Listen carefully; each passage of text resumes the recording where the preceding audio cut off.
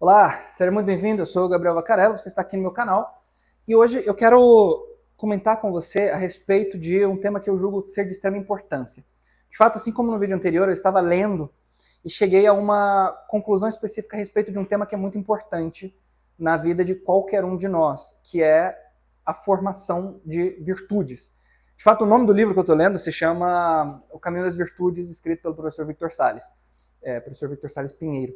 E ele fala, em um determinado momento, a respeito de uma metáfora, na verdade, né, utilizada pelo Platão, né? E ele utiliza a mesma metáfora construída por Platão para falar das mesmas coisas das quais fala Platão no livro A República, quando ele fala sobre o mesmíssimo assunto, que é a formação de virtudes, que é, veja, a formação do baixo ventre, a formação do peito e a cabeça, né? São três, como que, partes do corpo humano muito naturais, o baixo ventre, enquanto entra aqui, né, o estômago e a genitália, tá certo? Que representa as nossas pulsões mais baixas para o prazer sexual e para a comida, então, o que Platão chama de os prazeres da cama e da mesa, né, da mesa e da cama, que é, de fato, o impulso sexual natural e o impulso para a alimentação. Além disso, o peito fala sobre a força, né? Então é onde se localiza mais especificamente aquela capacidade do homem de assumir os riscos que são necessários de serem assumidos. É quando Platão fala a respeito da virtude da coragem, por exemplo, né? Aqui reside, por assim dizer, a virtude que é mãe da coragem, de onde ela emana, que é a virtude da fortaleza, em três âmbitos distintos, seja a fortaleza física, seja no sentido político-social, né? Ou seja também no sentido enfim, do domínio de si. Então, tem todos esses aspectos aqui que são interessantes. E quando ele fala a respeito da cabeça, ele fala sobre, sem dúvida alguma, né, a razão humana, sobre o espírito humano. Então, sobre, por exemplo, a inteligência, o intelecto, a busca pela verdade, sobre a religião, sobre a sabedoria e assim por diante. Muito bem. Por que eu estou tomando aqui esses assuntos? Eu quero, antes de explicitar aquilo que eu quero, né, deixar bastante claro para você aqui nesse vídeo sobre esses três pontos, eu quero deixar claro algo também de muitíssima importância a respeito de como o pensamento da nossa cultura, da nossa sociedade atual, tem se desenvolvido a respeito dos temas que dizem respeito àquilo que Platão chamou de o baixo ventre, sejam os prazeres da cama quanto os prazeres da mesa. Existe um sujeito do século passado que se tornou assim muito famoso, de fato, na década de 20, um grandíssimo de um intelectual que vivia em Viena, lá na Áustria, chamado Sigmund Freud. O Dr. Freud, ele sem dúvida alguma tem uma influência enorme no nosso imaginário, no pensamento da sociedade como um todo. Afinal de contas, todo mundo aqui, eu tenho certeza absoluta que já ouviu, por exemplo, o termo libido, tá certo? E ele ganha certo destaque a partir das teorias do Dr. Freud, não é isso? Quando, por exemplo, um nosso filósofo da nossa contemporaneidade, chamado Neymar, fala a respeito da libido, tá certo? Sem dúvida alguma, isso foi colocado ali na boca do Neymar, isso foi colocado, né, ali no conhecimento desse indivíduo, mesmo sem que ele saiba, mesmo que ele não tenha consciência a respeito disso aqui, por Sigmund Freud, né? A nossa sociedade é influenciada de algum modo pelo pensamento do Dr. Freud, como eu já disse. O fato é que, veja, Dr. Freud entendia o ser humano de uma maneira um tanto quanto mecanicista. O ser humano era uma espécie de máquina, e a libido era como se fosse, na cabeça do Dr. Freud, o combustível, o motor que fazia com que o ser humano se movesse em direção à sua finalidade específica. Agora veja, se a libido, que é a pulsão sexual, é o combustível, a energia do ser humano, que faz com que o ser humano se mova, evidentemente é porque ele compreende a finalidade última do ser humano como o quê? Diz aqui para mim. Como, veja, a realização dos desejos sexuais. Percebe ou não? E aí Freud fala sobre as manifestações dos impulsos sexuais nos sonhos e fala sobre a interpretação dos sonhos nesses aspectos, etc. e tal. Fala sobre, né, o complexo de Édipo, que seria o complexo basilar em todos os meninos, né? Que acontece a partir de um acúmulo de libido que é reprimido no inconsciente, não é isso? E que, veja, o id mantém aprisionado no inconsciente, mas quer que isso saia de algum modo, e que o ego ele vai sofrendo de sintomas. E esses sintomas são as neuroses, que querem colocar, né, isso que está reprimido lá no inconsciente para fora. Mas o superego impede que isso seja feito por conta das convenções sociais, da moralidade e assim por diante, né? O fato é que Freud entende o homem mais ou menos desse modo.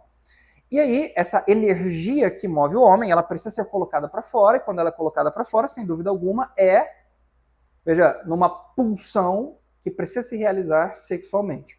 Muito bem. Tanto é que o complexo de Édipo é justamente esse amor carnal, amor sexual que Freud fala né, dos meninos a respeito de suas mães, né, em relação às suas mães.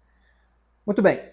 Veja, essa ideia de que a vida sexual, a atividade sexual para o ser humano é algo de essencial que corresponde à finalidade específica do homem, de um certo modo, ganhou espaço na sociedade e nós podemos ver isso, sem dúvida alguma, nas manifestações culturais.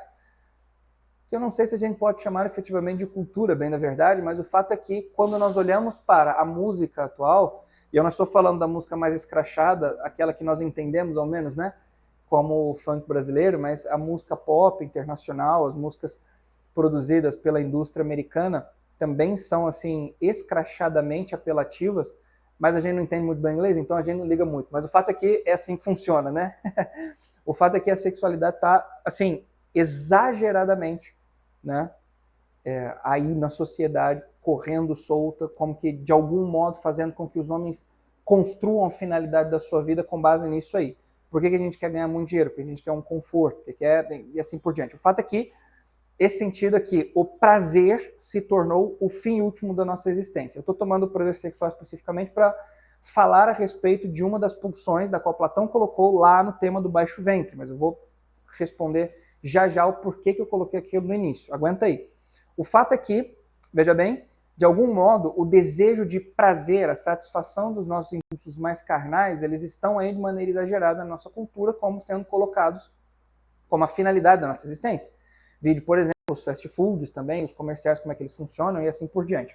O fato é que a nossa vida tem sido condicionada para uma busca excessiva do prazer. Muito bem. Agora, presta atenção no seguinte. Quando nós olhamos para a galera que fala sobre formação de virtudes e coisas do tipo, eu acho muito interessante porque, geralmente, a gente fala sobre a construção de virtudes com base em que? Bem, nós vamos olhar especificamente para o vício que precisa, né, de uma virtude contrária para que ele seja combatido e vencido, e nós vamos buscar formar essa virtude. Isso é bom, é justo e deve ser feito desse modo. Mas é muito interessante, eu achei fantástico o modo como o professor Victor Salles coloca que há uma necessidade, sem dúvida alguma, de que nós olhemos, em primeiro lugar, para dar conta das pulsões mais baixas, ali do baixo ventre, para a formação do peito, né? E não para a parte mais baixa, assim, imediatamente. Por que isso acontece? Porque, olha só que coisa interessante.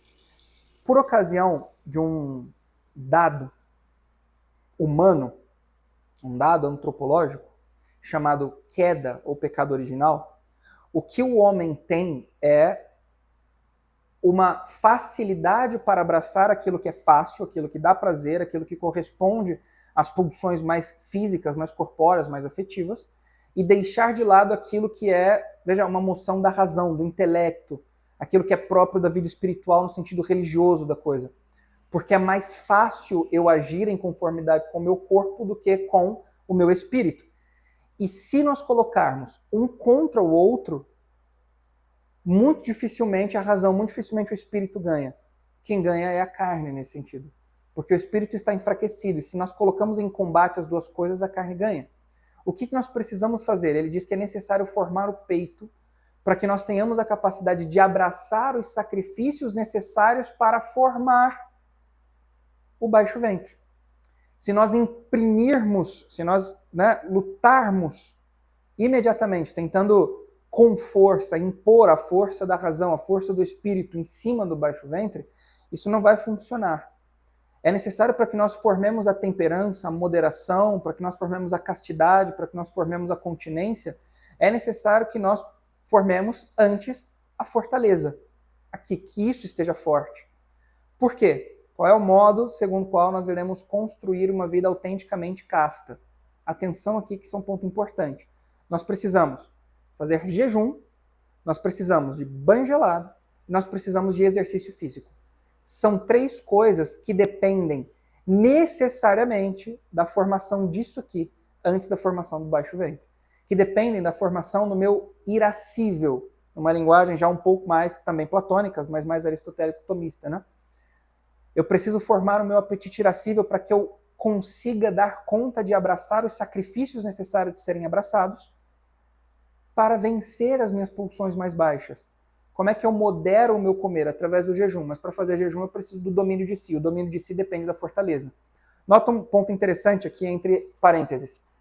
As virtudes, elas funcionam como um organismo. Uma depende da outra. Eu não consigo formar a temperança sem a fortaleza sem a justiça sem a prudência. As virtudes são interdependentes. Eu preciso de um corpo de virtudes. Eu não preciso de uma única virtude para toda a minha vida. Eu preciso de várias delas, todas elas de preferência. Né? Um compêndio de todas as virtudes aqui. É disso que eu preciso. Então é necessário para formar virtudes mais baixas das virtudes mais altas. Isso não funciona desse modo, um outro parêntese, para as crianças, né? Por quê? Porque nelas imediatamente são as pulsões mais baixas e ela ainda não tem a razão.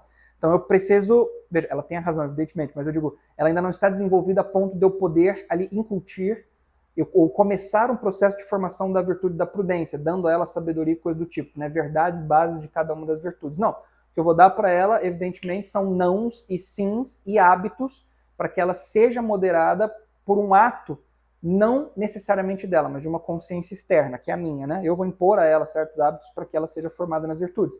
Fecha parênteses. Os adultos eu vou, aqui, você que está me assistindo, o que você vai fazer? Você precisa formar, então, a fortaleza para que você domine embaixo. Então você, aqui, geralmente os meninos que namoram, etc., me perguntam, né? Mas como é que eu consigo viver a castidade, coisa do tipo, os meninos solteiros, as meninas começam a namorar, puxa lá no namoro, a gente tem quieto, como é que funciona, etc., para formar a virtude da castidade, não basta que eu diga para você que você precisa deixar de fazer coisas que você gosta, tá certo? Para que você se prive de determinados prazeres. Você precisa, além disso, trabalhar para formar a virtude da fortaleza para que ela te dê a base, ou o pilar, ou a força necessária para que você dê conta de construir uma castidade autêntica, uma temperança, uma moderação, uma continência autêntica. Entendeu aqui ou não? Então você precisa ser forte. E aí vem os meninos, né? Professor, então eu preciso ir lá para academia, né? Ficar musculoso, forte, fisicamente forte. Você, assim, precisa. É bom que você faça isso. Não vou colocar no campo da necessidade, não é absolutamente necessário, mas é bom que você faça. Só que o fato é que você precisa tomar cuidado com o motivo pelo qual você está fazendo. O que eu vejo na maioria das vezes é que os meninos fazem, e eu já preguei em vários retiros diferentes, para vários grupos de jovens diferentes, conversei com vários meninos diferentes, a razão pela qual os meninos fazem academia, e foi engraçado uma vez na terapia, né, conversando com um rapaz, e aí ele, não, tô fazendo academia e tal, eu quero ser forte. Você quer ser forte nada, cara, o que você quer fazer é impressionar a tua esposa, quando você se casar com ela, tua atual namorada, né, noiva.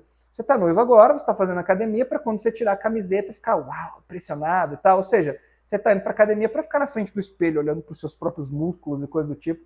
A tua motivação é adquirir uma força física sob o aspecto estético. Percebe ou não? É uma razão pequenininha.